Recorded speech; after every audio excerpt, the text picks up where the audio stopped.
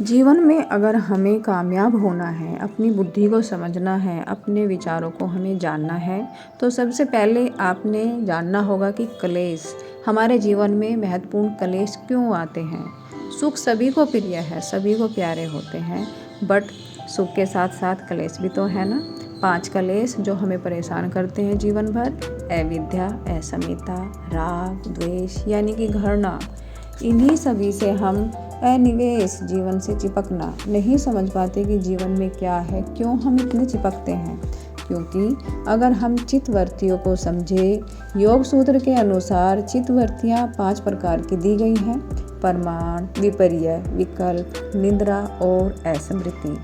चित्तवृत्ति एक शब्द ऐसा है जो मन को अव्यवस्थित करने वाले विचारों को निर्देश करता है, यानी कि उनको बोलता है कि ऐसा करो वैसा करो। उनका प्रधान है, उसका काम है निर्देश करने का। यह काम संस्कृत में, यानी कि यह जो शब्द है ना, यह संस्कृत भाषा से लिया गया है। चित्त जिसका अर्थ है चेतना यानी कि स्मृति, वृत्ति जिसका अर्थ है तरंगे। जीवन की जो लहरें, मन की जो लहरें होती हैं, इसी चित्त से निकलती है।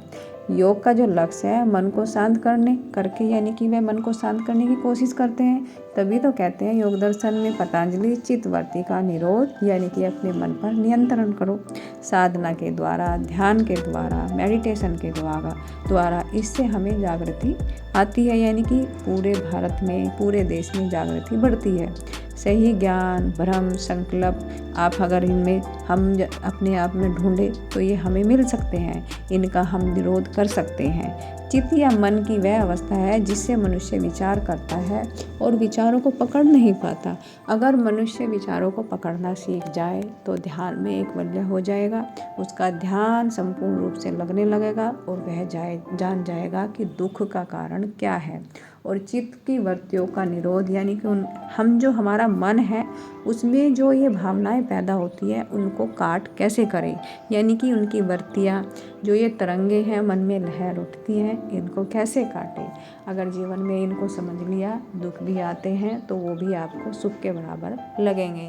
ध्यान यही कहता है, मेडिटेशन यही कहती है, परमपिता परमेश्वर में ध्यान लगाएं श्वासों के साथ।